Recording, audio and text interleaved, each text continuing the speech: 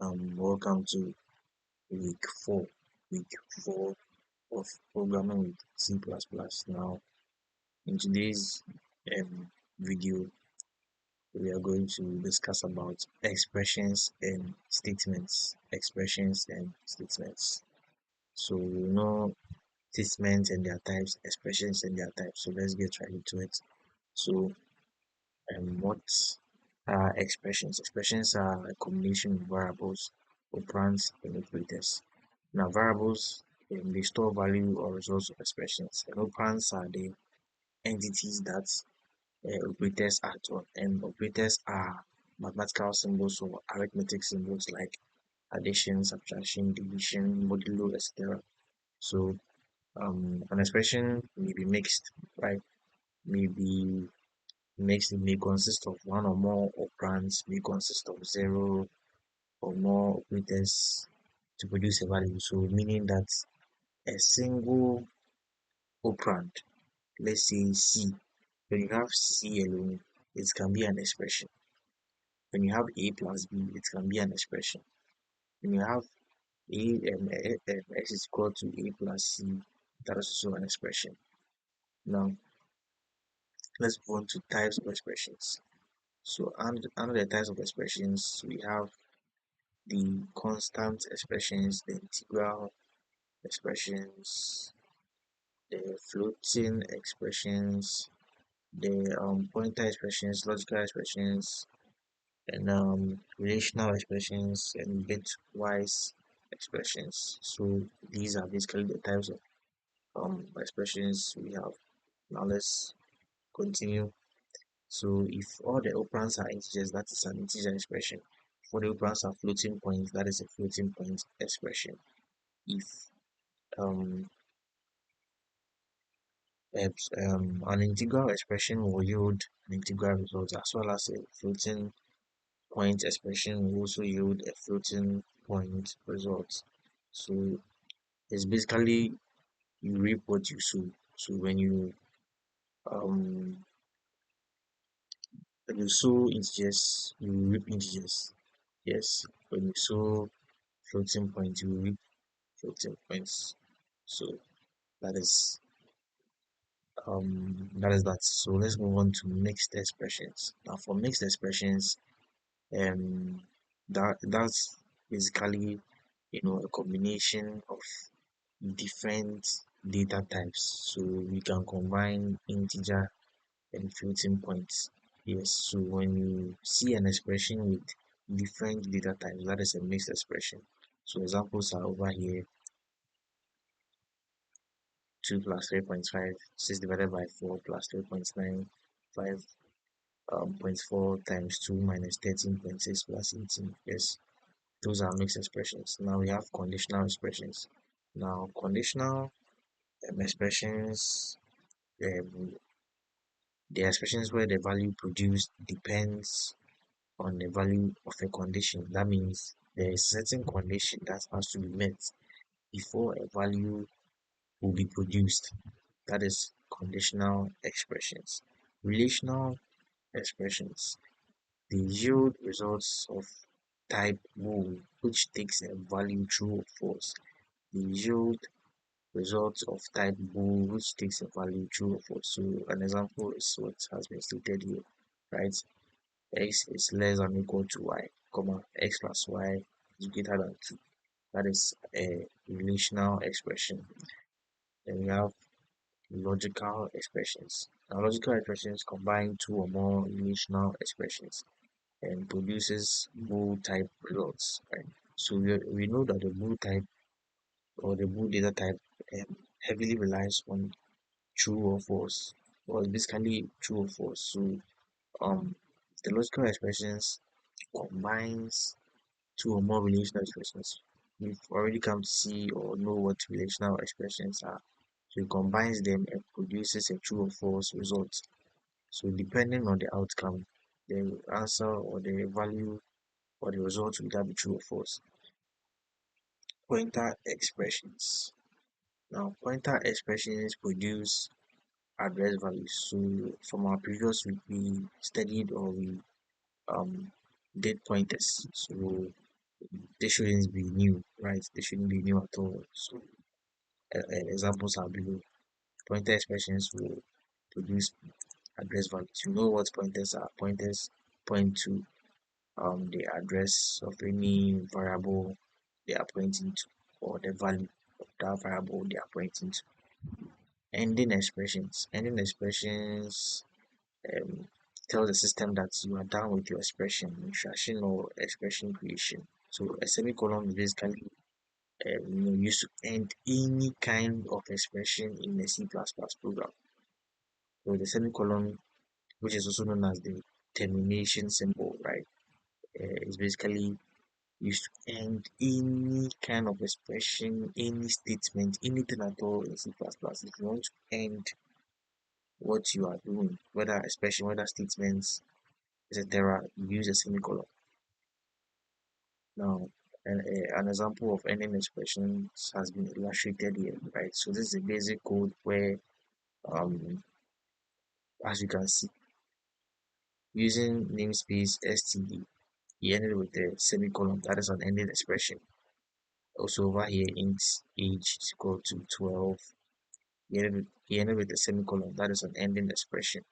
If you remove or omit the semicolon over here, your code may not run. In fact, your code will not run. It's not a matter of me. Your code will not run. There will be errors in the code. So that's how important the semicolon is, the ending expression, right? So over here, so string x is equal to AMA. We ended with the semicolon here as well. See, yes, so semicolons are very important in C++. Now comments are very useful in writing code because when you say you're writing a code, maybe a very lengthy code, you would want to keep a documentation of what you are doing. You would want to keep a documentation of what you are doing, so that's where comments come in. So for any block of code you write, you can introduce your comments. Maybe you are writing a block of code to add two numbers, right? You can indicate that through commenting. Can indicate that through comment. Now, how does commenting work? Well, we have single line comments where in order to comment, all you need to do is bring a double slash in front of the text. In front of the text, you just bring the double slash, or if it's a code you want to comment, you just bring a double slash in front of the code. And we have multi-line comments where that is used to comment a paragraph. It's used to comment a paragraph or more than one line.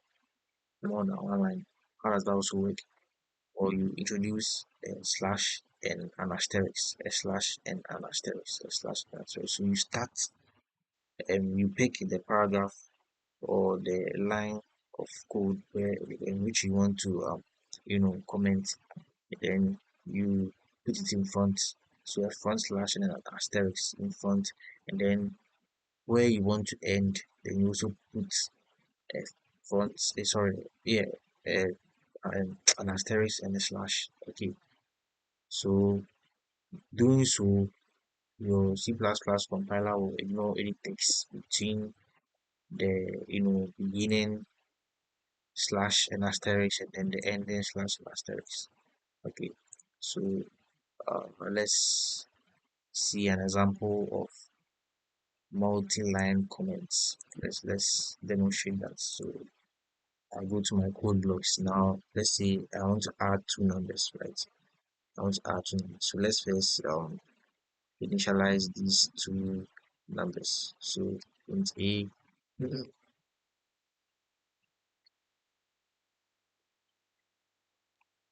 int a, let's go.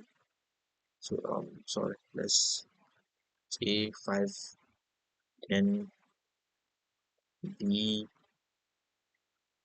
7, right? Then we terminate it. Okay. So now um, int results, or let's go with sum. Let's use sum. Int sum. Yes, since we're adding int sum. right? Okay, so now see as some. Wait, let's first comment this so that I can quickly show you how it's done. Okay, so before we even complete this code, as I was saying, if you want to begin commenting anything at all, or want to apply commenting to your code, you can either do it when you want to keep documentation of what you are really doing. So in this case, we are adding two numbers. So I can just, before I even start, I can just come here, then double slash. Since I'll be using a single line commenting here, I'm just writing a simple statement. So the double slash, then I'll go with adding two numbers, right? Yes, adding two numbers. Let's call it right numbers. Okay, let me correct it. Numbers here. Numbers. Okay, so adding two numbers. Now I have commented what I am doing. I have commented what I am doing. Right. So let's go on ahead to finish this code. So as I said, we are adding two numbers. We are adding two numbers. So let's go on ahead. Sum assignment operator, or in this case equal to, since this is basically a simple algebra or linear algebra, so we are just adding two numbers. So, or this is a simple linear equation. We are adding two numbers. So a plus b, in this case we are using the a plus b because that is what the system recognizes, not the values we used. So a plus, then we end it. You see how I am carefully ending everything with a semicolon. Yes, ending expressions, semicolon, a semicolon. I'm highlighting it so that you see. Okay, so now what will the system give us? So we are instructing the system, sorry, we are instructing the system to display our answers for us, or our answer for us. So the sum, go with this. Okay,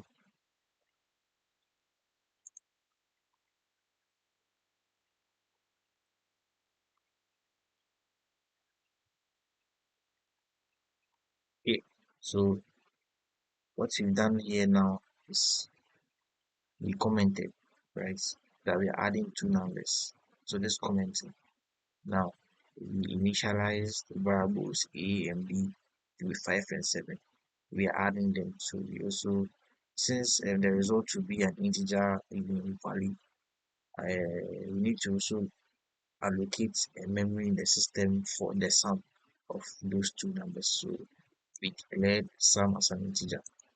Then we performed our this is an expression. You can see this is an expression. Sum is equal to a plus b. It's an expression. It's an expression. Yes. So we also introduce our expression value. Now we also make sure to end with the semicolon in each case. We end with the semicolon in each case. Now see out sum, then our sum over here. Now this sum, right? This sum is the value the system will give us. You can see as I highlighted it over here, it's also highlighted all the instances where sum appeared, right? So it means that this line of code, right, where we are instructing the system to output the sum at the console, right, will output whatever value 5 plus 7 will give us at the console. So let's do that and see. So you can see our sum is 12. Our sum is 12. So that is commenting, right? We can also comment any line of code. So for instance, we can comment, you can choose to comment just this line of code, right? By single commenting it, or single line commenting, yes. Or we can comment everything here. It's everything here by using multi-line commenting. Multi-line commenting. So as you can see, it just instantly commented entire thing, the entire thing. See, I started here. Let me. I started here, right? I did the the beginning aspects, right? The slash and the asterisk. Then I came to end it here. So that's commenting and all about commenting. Yes. So let's move on. Indentation. Indentation is basically makes code more readable and easier to understand and much more pleasant. So one thing you should notice that if not done properly, if not done properly, that is indentation. If your indentation is not done properly, your code may not run. Your code may not run, or you may find errors in the code. So that is how indentation is done. Over here, uh, the variables a and b were initialized, then a condition was given. Now, as you can see, if you look at my code, right, you don't see any indentation here. I prefer not to use indentation, right? I prefer to go the normal way, right? But if you prefer to use indentation, then it means that after every line, right, your the next line of code will be indented, right? It will be indented. But if you don't indent it well, that can also cause you problems, right? If you don't indent it well, that can also cause you problems. So as you can see here, the cout was pushed in further, right? But if you check my, let me uncomment this, if that is even a word, let me uncomment quickly, okay? As you can see, my cout, see if you check my ints, the first line, the second line, third line, fourth line, they're all in sequence, right? None is pushing in. But if you check here, since indentation has been applied here, this is pushing in, the cout is pushing in. So that is indentation. Now let's move on to statements. Statements is a single or a statement is a single instruction that performs an action. It's a single instruction that performs an action. So um let's move on to types of statements. Why we have iterative, sorry, we have selection statements. Selection statements. These basically are used for decision making. These statements are used for decision making. We have iterative statements. Iterative statements are used to express iteration of task, right? We are used to express iteration of tasks, and then expression statements are used to evaluate expressions. So to shed more light on the iterative statements, they are basically used for loops. In C++, there are you know something there's something called a loop. There's something called a loop or loops, right? For, while, do, while, they are all loops. Iterative statements are basically used for loops, or they are used in loops. Now let's move on. Declaration statements. Declaration statements, they are used to introduce new variables or constants. They are used to introduce new variables or constants. So we've seen numerous examples of declaration statements. There is even an example in the code we just showed. It's a declaration statement in sum, then our semicolon is a declaration statement. Jump statements are used to manipulate normal execution of codes. They are used to manipulate normal execution of codes. So these are used in switch statements. We'll get to that. We'll get to switch statements. And we have compound statements. They are basically statements that group multiple statements together. They group multiple statements together, and they are also enclosed in curly braces. They are basically like blocks of code. enclosed in curly braces. So an example is what you see down here: a curly brace here, curly brace here, and then a block of code in between. Block of code in between. So this block of code we have here is a compound statement. Now let's move on to selection statements. They are used for decision making. So we have if statements, if else statements, switch statements. These are called selection statements, and they are used for decision making. They are used for decision making. Now, if you can see, I'm about to highlight something. Look at this if statement. Now, the if for the if statement, there will be a condition, right? Once you know type if, you need to introduce a condition. That's the if statement, as well as the if else. Once you type if, you need to introduce a condition, and then you bring the statement, then you carry out your else, then you bring another statement. And then also for switch, you bring your condition as well, and you carry out with your statements. So let's move on to if statements. Let's move on to the if statements. Now, what is the syntax of an if statement? As I mentioned earlier on, right? It's basically your if, and then the expression or condition, then your statements, the if, expression or condition, and your statement. So let's look at this particular example. So over here, a variable age has been initialized, right, to be 20. So age is 20. Now an if statement is being used here. So if, then condition or expression, then statements. If,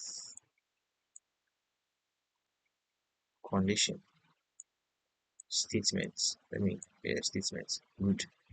So that is basically the syntax for an if statement. So let's put that into a practical aspect so that you can see. So let me quickly comment this.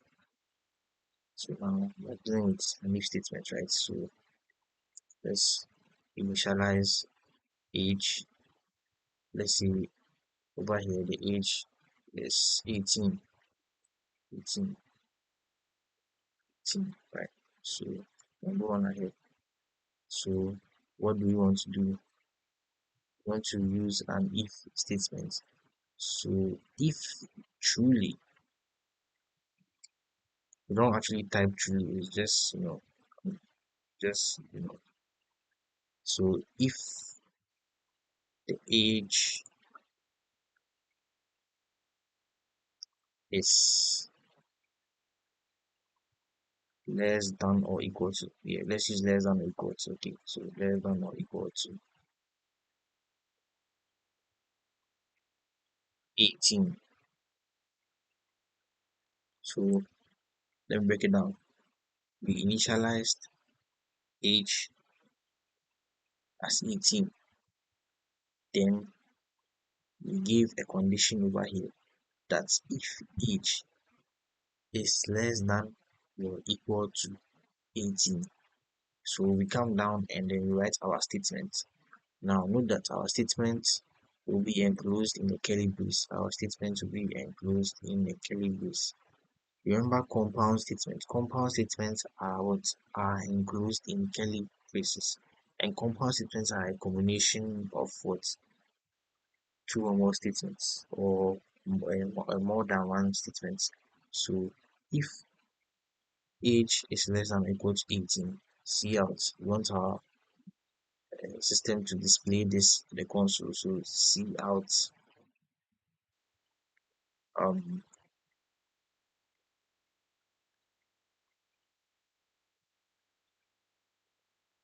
what do I use here? Okay, see out. Very young, yes. Let's go with very young. Let's go with very young. Let's go with very young. Okay. Very.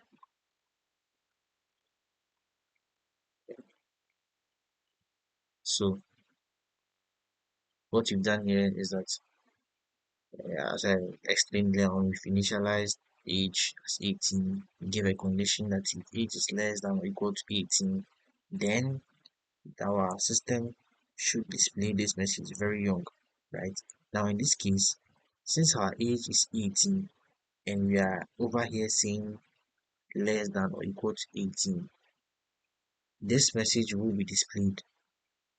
This message will be displayed because the condition is considering the fact that the person can be 18 or below 18.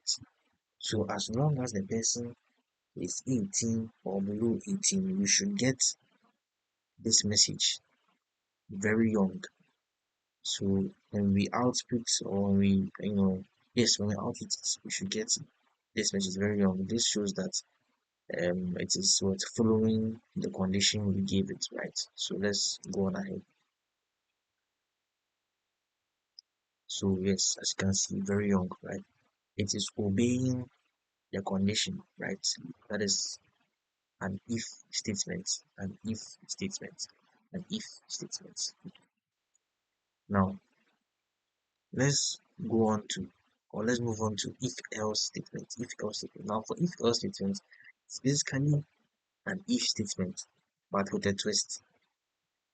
It is basically an if statement, but with a twist. So basically it follows the same syntax as an if statement, but in this case, after stating your initial statement, right, you now introduce a condition whereby should in case the initial statement is right or wrong, then the else statement should produce um an outcome that is either right or wrong, or vice versa, right? So let me explain that practically. Okay, you let's first look at this example and I'll explain that practically. So in this example, um, age was initialized as 12, right?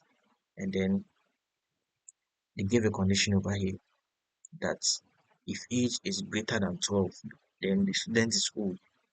If age is greater than 12, then the student is old. That is the if statement.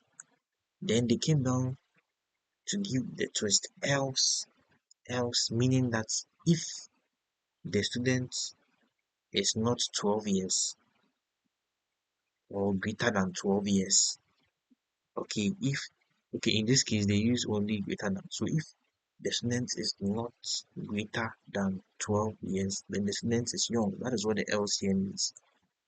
Okay, so if age is greater than 12, student is old.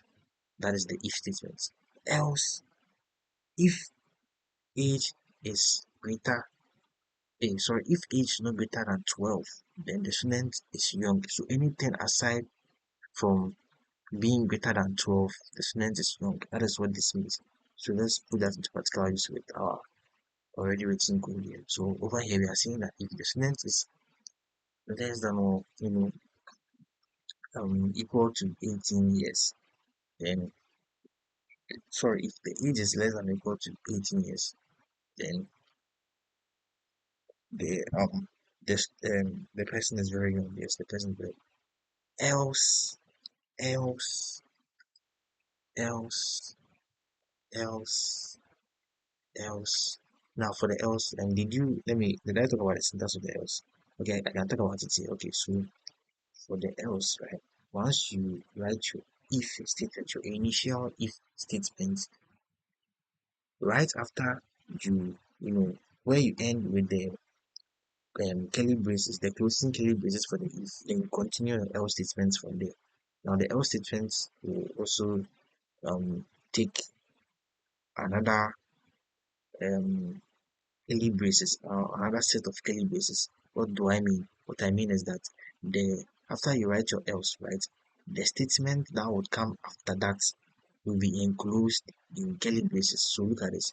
I've written my else, right? Then The next statement will be enclosed in curly braces. So see out else what should we okay, very old, yes, very old. If they are not young, if they are not young, they are old. So see out very old. Okay. Then yes, so now what you are doing or what you've done here is that we said um if the student is less than or equal to 18 years, then they are very young. Else, if they are not less than or equal to 18, then they are very old.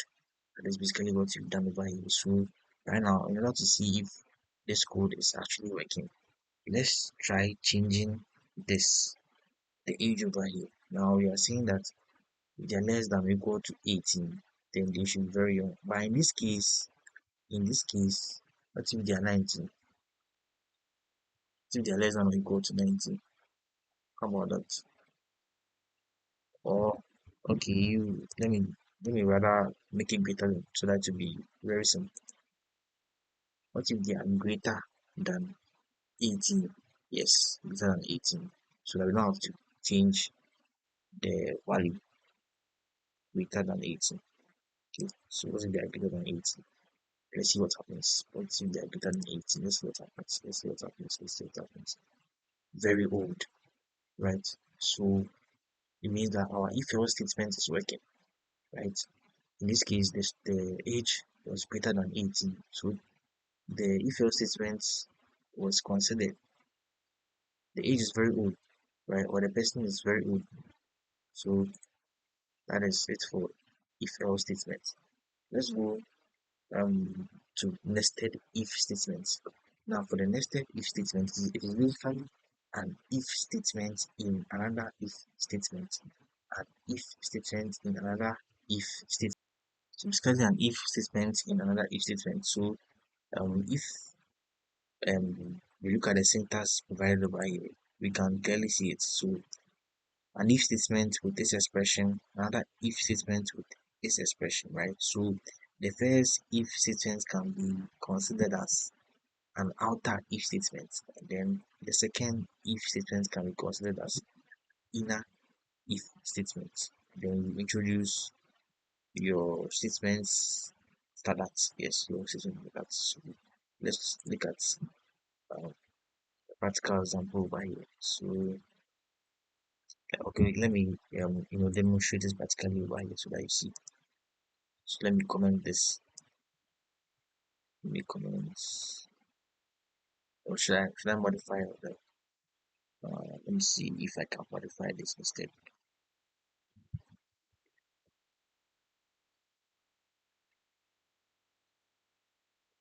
You let's just comment it so that we can start with something fresh. Okay, so now the example the example I want to use here is what I'm about to demonstrate, right? So we have age, so I'm initializing it. So over here our age is 20, right? Now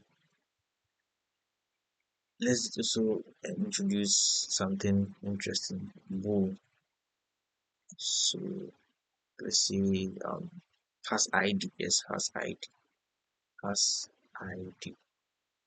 Now bool statements only take true or false. So in this case, let's just use true. Okay. Yes. So we initialize the age as 20 and has ID is true. Has ID is true. Now let's see how our nested if statement works. So our first if statement is if the age is greater than or equal to 18. Yes, greater than or equal to 18. So greater than or equal to 18. 18. Why did you give me 18? Then right away we introduce the other if statement, right? So as I mentioned earlier on, after you introduce an if statement, right, the next, how do I say, the the statements, the next statements or the other statements are enclosed in the curly brace. I mentioned that earlier on. So the same principle applies for nested if statements. So your outer if statement, right? Then you introduce the curly braces. Then you put in your inner um nested your inner if nested if statements. Yes, your inner nested if statements. So in this case, what will be your inner nested if statement? Has ID. If has ID because we initialized two data types over here, int and bool. So has ID, right? So over what um this will do is that it will consider these two statements or these two conditions before giving you an answer, depending on the expression or statement that follows, right? So when now we've done our two or we've given our two if statements, so what would be our following statements? So let's move on to that. Sorry, let's. So right now we are considering the inner if statements, right? We want to consider the inner if statements before we move to the outer one. So right now the inner if statement is saying that if has ID. Now over here the has ID is true. So if has ID, then let's introduce our compound statements inside or our statements that would correctly suit the condition over here. So if has ID, then you can enter. If you have an ID, you can enter. So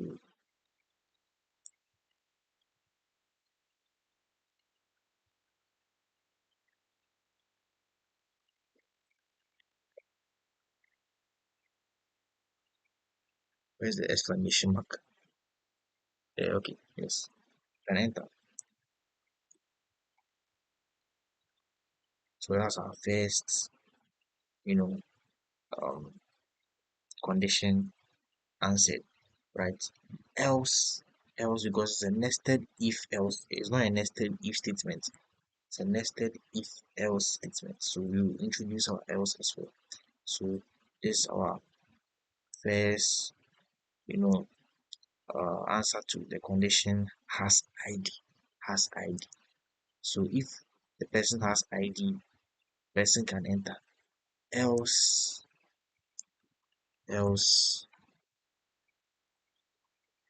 see out you. Uh, sorry, let me in the double quotes. You can enter. Let's put enter. Enter. Yeah, cannot enter. You cannot enter. You cannot enter. Yes. So what we've done here is that we are saying if the person has ID, person can enter. Else, if the person doesn't have ID, person cannot enter. The person cannot enter. Then we move on to the outer if statement. We give an answer to that condition as well. We give an answer to that condition as well. So then we come back. We come back. We come back. We come back. Else, else, else.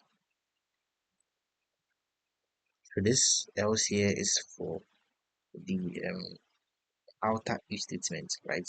So we are done with the inner if statements. Now the inner if statements. Else, else. Then we introduce our um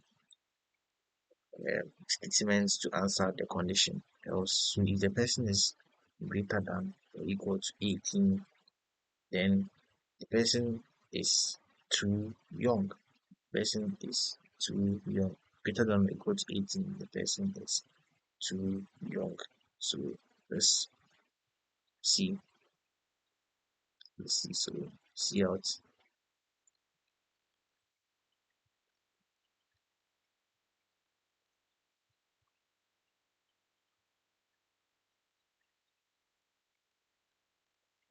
too young.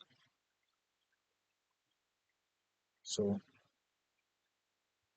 yes.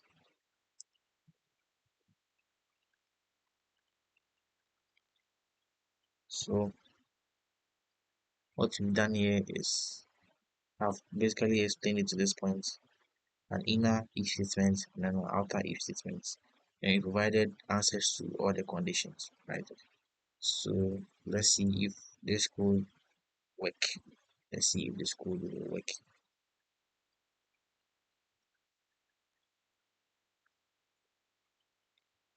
It's giving us an error. It's giving us an error. Okay, so funny enough, we did not bring age. We did not bring age into this parameter over here. That is wonderful. So let's quickly do that there. Age. Yeah, so that's what the error was about. We did not bring age. What we are comparing, we didn't even bring it there. Wow. Okay. So let me space out a bit. Okay. So let's see if it's alright. Oh, there's another error. Okay, let's see. Let's see what the error is about. So there's a comma down here, right? So you need to. It's not always that after writing the code you can get it running. You might make one or two errors, so you need to be very careful when you are writing the code. So I think I've corrected that error as well. There was a comma instead of a curly braces. I think my eyesight is not really that good, so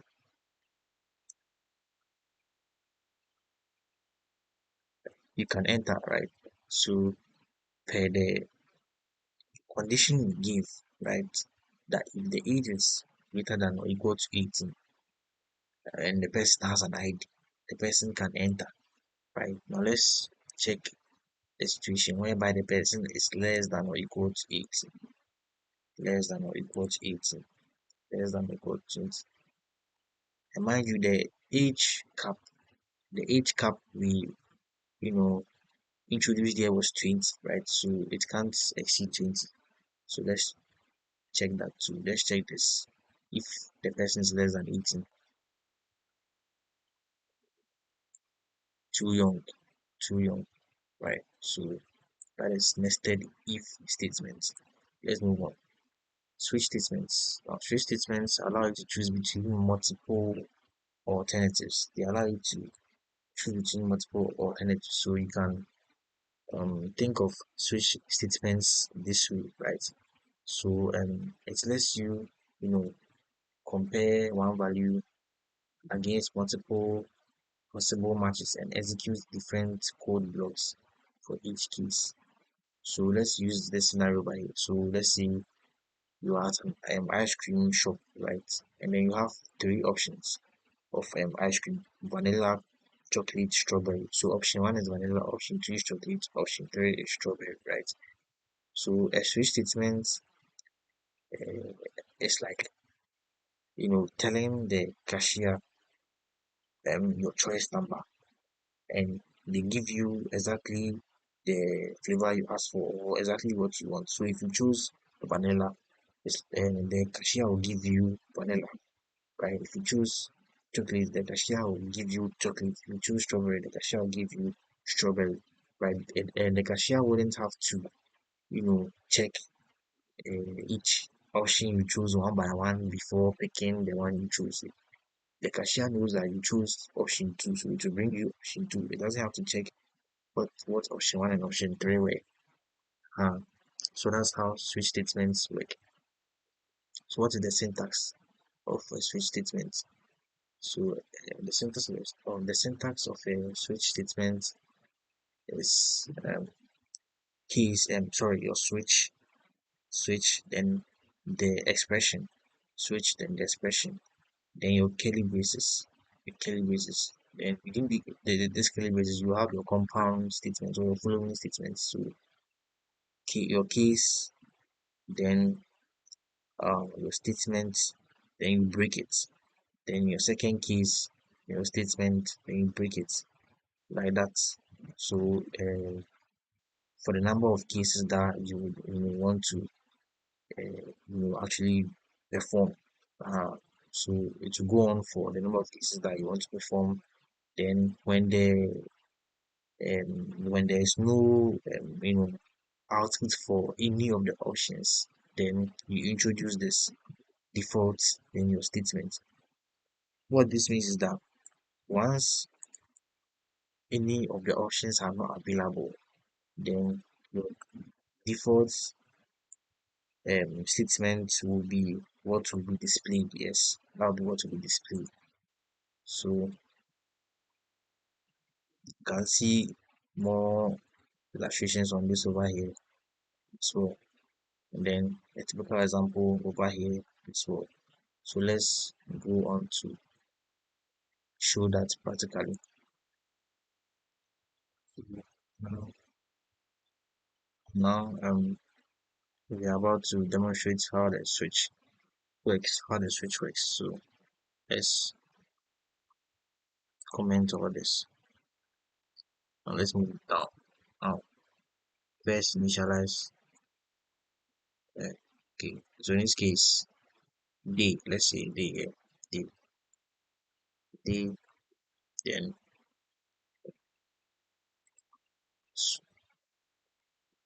let's have 3 days. Let's have 3 days. 3 days. Now the syntax was what? Switch, right? So switch, then your expression in a bracket. So in this case, the expression is d. The expression is basically what you initialized, right? So d, then our curly braces, then our first case. So in this case, case one, that is d1. Yes, we are having 3 days. In this case, we are doing 3 days. What I'm doing is that I'm about to compare um 3 days, right? Now the right day would be day three. The day I'm looking for is day three because that's what I initialized by here. That is int days equals three, right? So I'm about to give different options, right? So different options with the corresponding statements. So if it is day three, or if the system checks and it is day three, right? I'll let it what output a message to me that okay, maybe day three is let's see Wednesday, or day three is Thursday, or day three is Friday, right? So that's what I'm doing. So let's move on. So our first case, that is day one, right? So if the day is one, or the day is day one, then this will be our statement, or this will be what the system should output for us. See out, let's see Tuesday. Let's say Tuesday, Tuesday. Okay, Tuesday. So if the day is the one, then Tuesday will be displayed.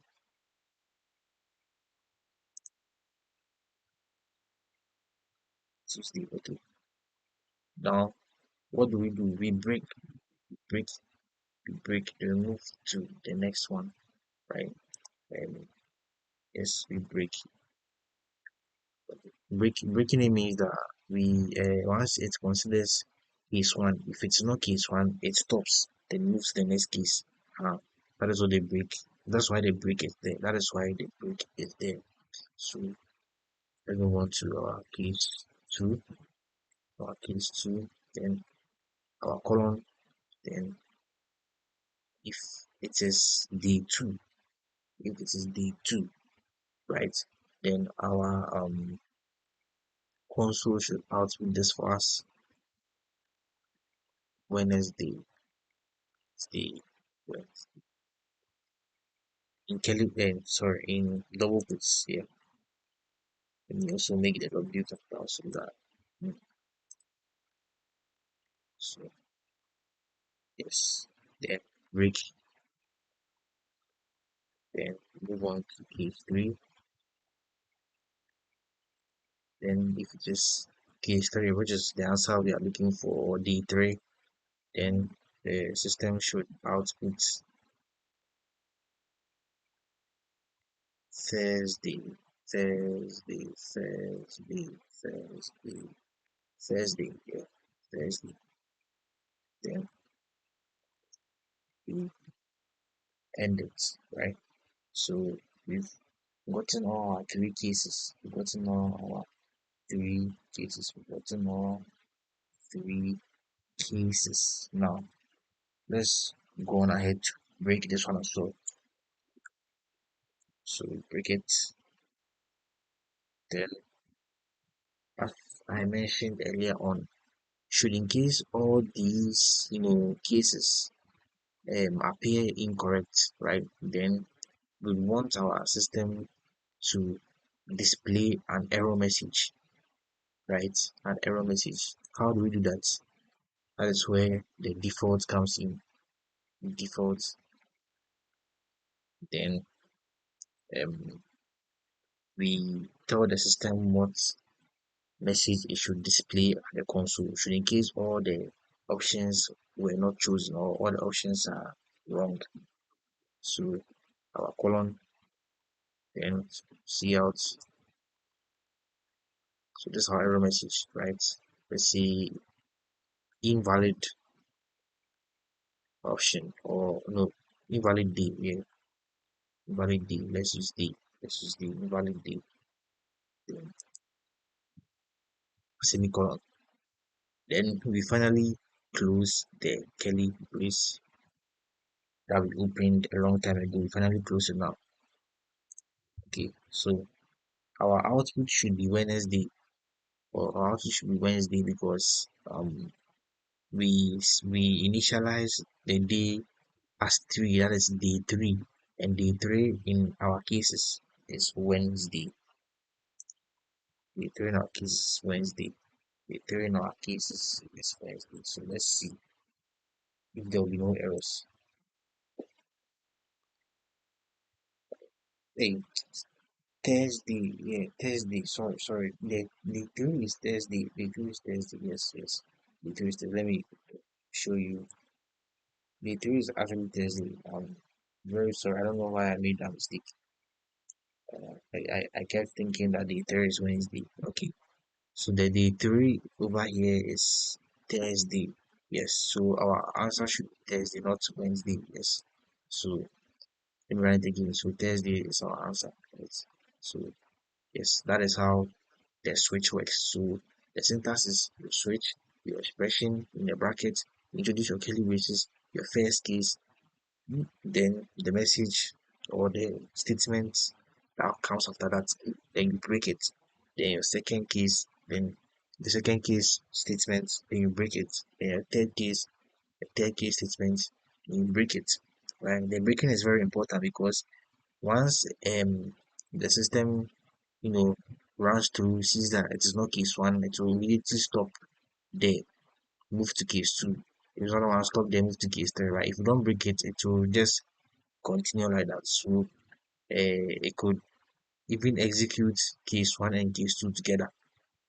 Yes, if you don't introduce break, right, it can execute case 1 and case 2 together or at the same time. Yes, depending on the condition.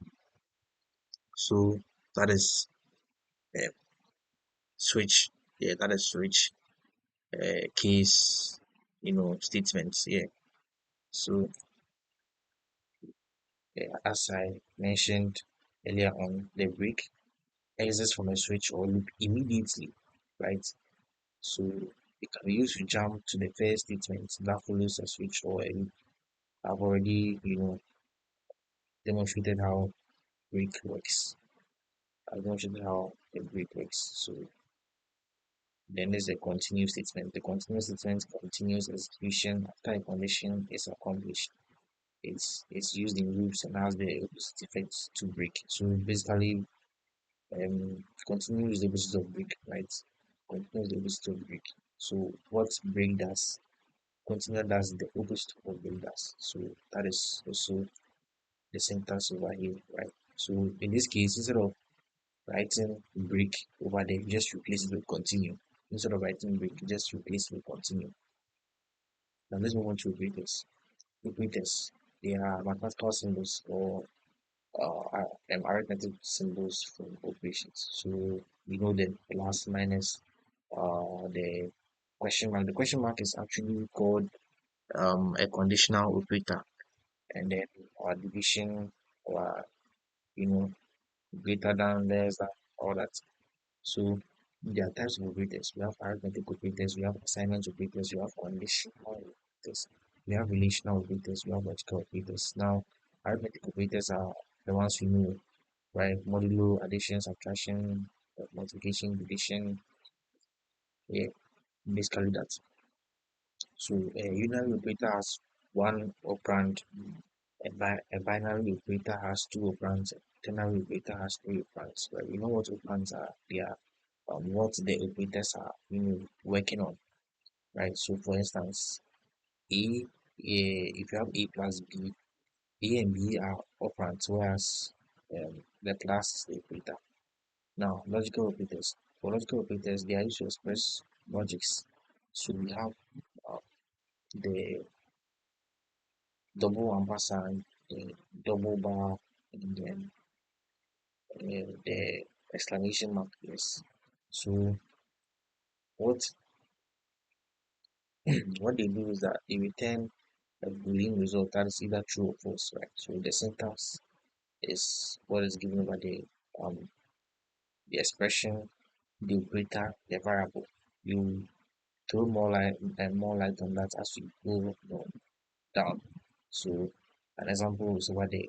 So y is for x as an expression, and the operator comes in between them, then y as the variable, right? Or x over here as well, and this operator, then the y. Okay.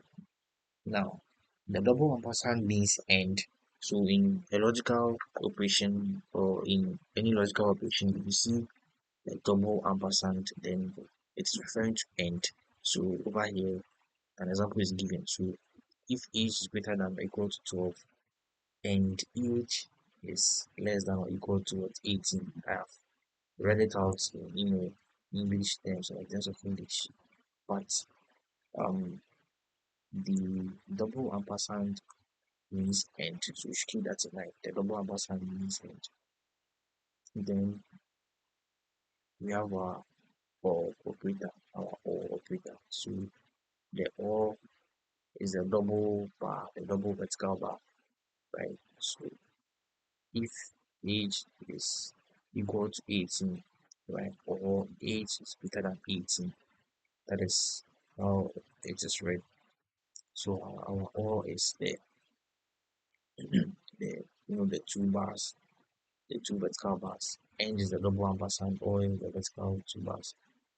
So these are they are mostly used in if statements or iteration statements, right? You should take note of this. These logical operators are commonly used in iteration statements because since iteration statements literally or basically return whole results, that is true or false results, and the logical operators also do the same thing. They work hand in hand to make our iteration statements meaningful, right? They work hand in hand to make the iteration statements meaningful.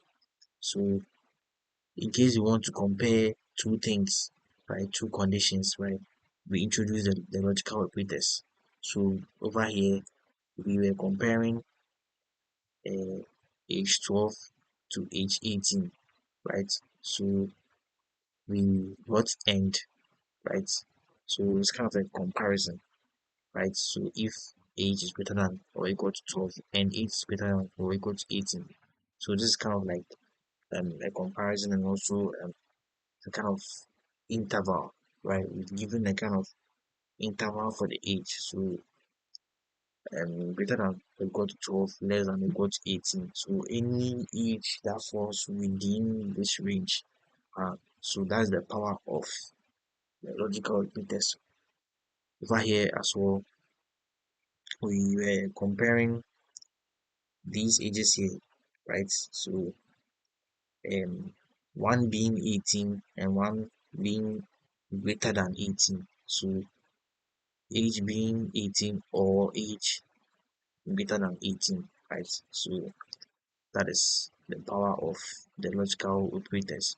And we have the not logical operator, not. So should in case we like to say that an age is not equal to a certain age, right? So in comparing over here, we are comparing these two ages, 12 and 18, right? 12 and 18. We are comparing them by saying that the age 18 or the age should not be equal to 18. The age should not be equal to 18. We said that the age is equal to, now we are here saying that the age should not be equal to 18. So it's a comparison we are making, right? And then how are we doing that? By using the not logical operator. So by attaching the not logical operator to our assignment operator over here, then we've basically said that the age is not equal to 18. That is how the not logical operator also works. Then we have our conditional operators. We have our conditional operators. We have our conditional operators. So basically conditional operators are like a shortcut for if statements. They are shortcuts for if statements, right? So instead of writing, um, our normal if statements that we have written, right? We can shorten it using a conditional operator. We can shorten it using a conditional operator.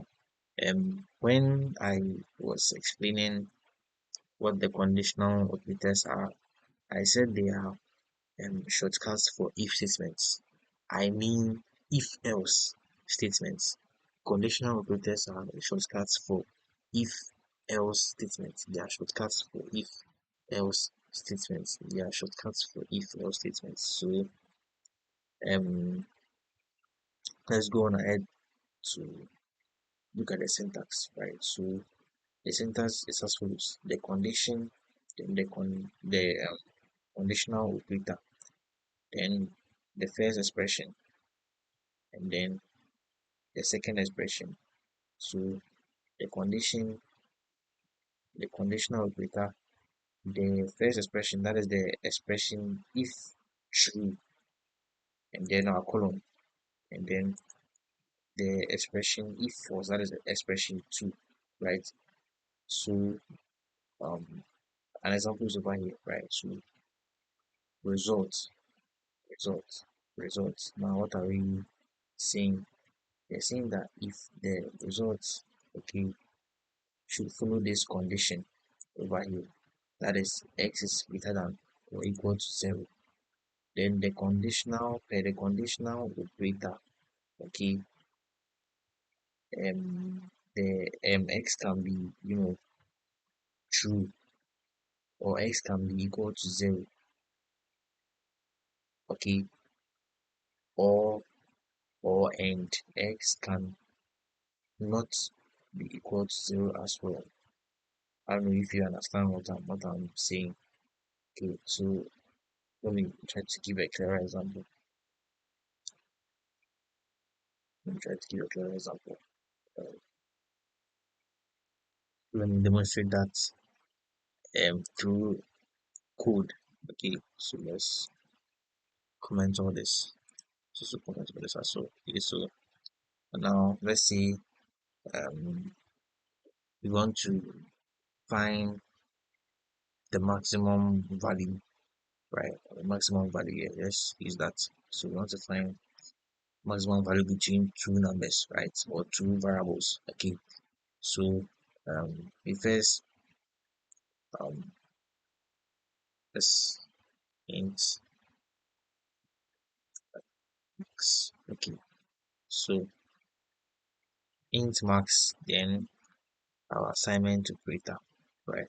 So that is the syntax for the conditional operator. So our condition comes first. Our condition comes first. So a greater than b. Okay, it can be less any. I'm just using any example. So a greater than b, right? Then our conditional operator, that is the question mark. Where's the question mark? Yeah, over here. Okay, question mark. Then the expression one, then our colon, then a yeah, colon, then expression two. Okay, so now what this statement means, okay, this very statement I've done here, okay, we can also type the same thing or write the same thing down, okay, using if else, the concept of if else, but that would be more lengthy to be longer than this, right? So the conditional operator has, cut it very short for us. So what this single line of code means is that now we are saying the condition is that a is greater than b, right? So if a is greater than b is true, if a is greater than b is true, then max, okay, can be equal to a. Max can be equal to a. If a greater than b is false, then max can be equal to b. The max can be equal to b. That is what this single line of code means.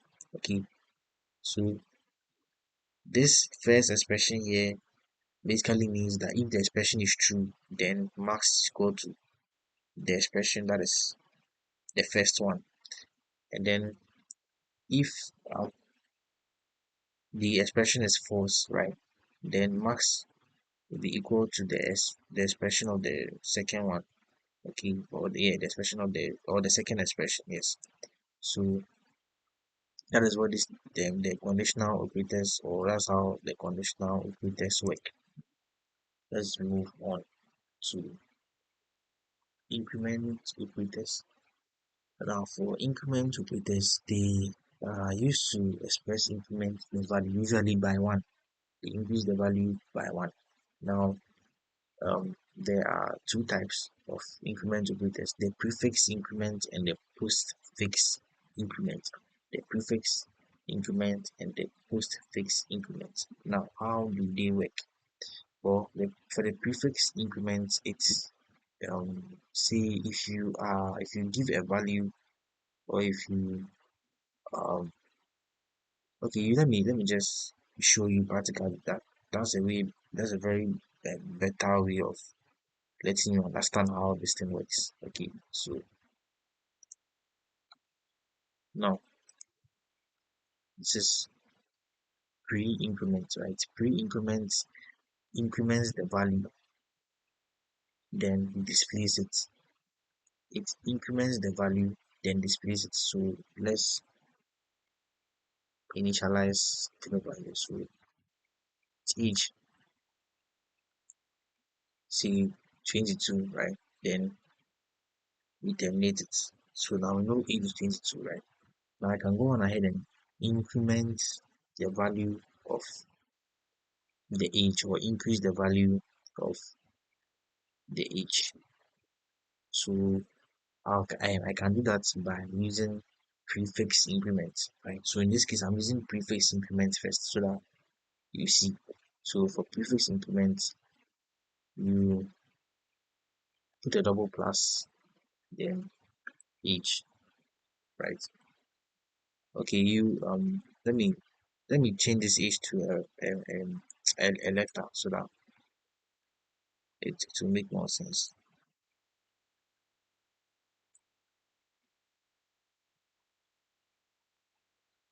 Let me change it to X so that it will be more simple, like yeah, simple class. So int x we've initialized x as 22. So now the system, or we've allocated a memory, okay, a memory uh, for x in the system that is storing the value 22. Okay, so now we want to increase this value, um, 22, right? So we are using prefix increment. So we just simply come down here, then double plus x, then we terminate it. So by doing this, right, now the system will immediately change the value of x to 23 and print it out. So it will immediately change the value, that value, from 22 to 23, and it will print it out. So the output over here will be 23. That's prefix increment. So it increases the value and then prints it out. It increases the value by 1, then prints it out. So let's print it out and see how it turn out to be. So x, what will be our value for x now? Let's see.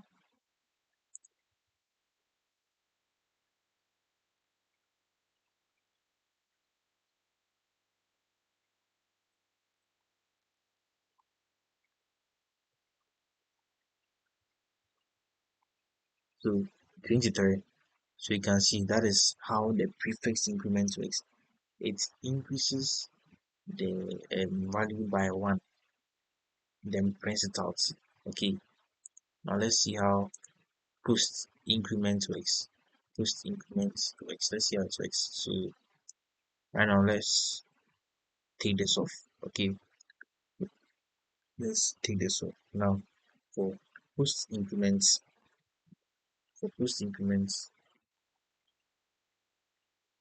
let me demonstrate something to you. So what post increments, um, you know, does is that instead of changing the value, okay, or increasing the value by 1 and printing it out, just like how the prefix does, it doesn't do that way. Okay, as the name suggests, post. So it will first display the value, the old value, the value that the system has temporarily stored. That is the 22 over here. It will display the 22 before it will what, increase the value of 22.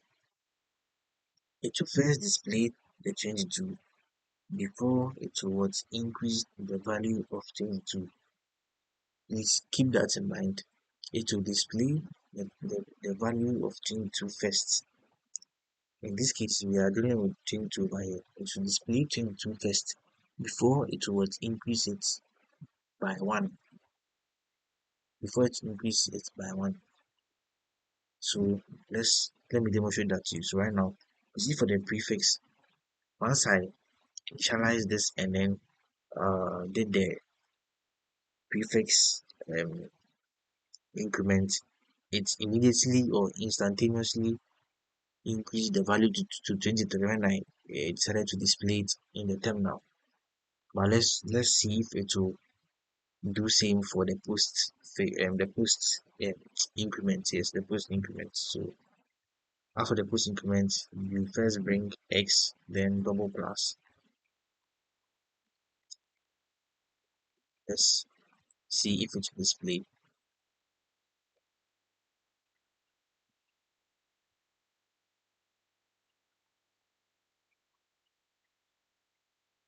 So it is, hold on. Yeah, so that was not what I was supposed to actually show you. Yes, there was a mistake when I was doing the thing, right? What I wanted to show you was not what I did. Yes, like I made a mistake. Yes, so let me correct that mistake so that you see. Okay, so I was not supposed to bring this first. I was supposed to bring this first. Okay, I wanted to show you how the post increments really works. So in order for you to see how it really works, I'm not supposed to bring it here, right? I'm supposed to let the system rather display it for us before.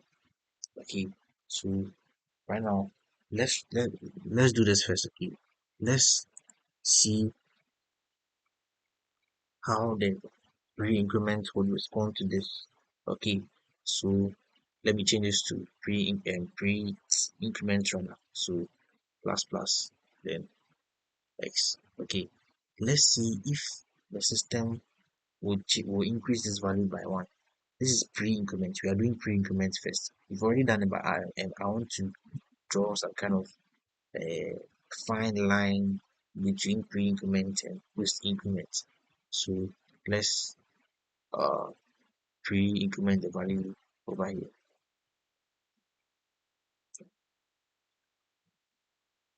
So you see the value increased to 23. The value increased by 1. Okay.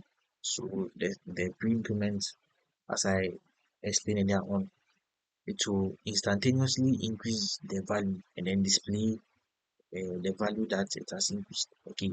It will instantaneously increase the value by 1 and display it. Okay. So that's what it does now. Now let's see if it do the same for post increment. Mind you, post increment, the value will not be increased, but rather the initial value will be displayed before it is increased. It will be displayed before it's increased. So let's see if that is what will happen.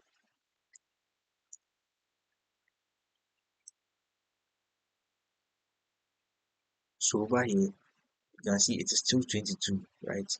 It did not increase 22. The reason being that for post increment, it will first display the old value or the value that has been temporarily stored, right? That is the 22 before it will proceed to what increment or increase the value, before it will proceed to increase the value by 1, right? So let's proceed to now increase the value by 1. Let's see. So now come and then do this. So initially I was supposed to bring this here. So now that I've got this here, let's see how the system would react. So you see it has increased the value by 1. So that's post increment, right? It will first display the old value, then will increase it afterwards. Okay, first display the old value, then it will increase it afterwards. So that is it for post increments and pre-increments. Under increment operators, the same principle applies for decrement operators as well. There are also two types: prefix increment, post-fix increment. They are basically is the same logic behind, yes, the same logic behind the increment operator. That's the same logic the decrement also uses. Now we have operator precedence. So they are in this order: multiplication, division, and modulo. They are at the same level of precedence, so they are evaluated on the same level. Yes, they are evaluated on the same level, right? So um, we have addition and subtraction also following them, right? And mind you, the multiplication, division, and modulo are not the first level, right? There's actually the bracket. So the bracket is evaluated first, right? It's like board mass from primary GHS, right? So the brackets first, then division, multiplication, modulo comes second, right? So these three are evaluated on the same level, and then the last ones to be considered are the plus and then the minus, the plus and then the minus, the plus and the minus. They also have the same level of precedence, but they are evaluated last. So that is it for week 4. That is it for week 4. That is it for week 4. So look forward to week 5. Yeah, look forward to week 5. All right, so catch you in the next one.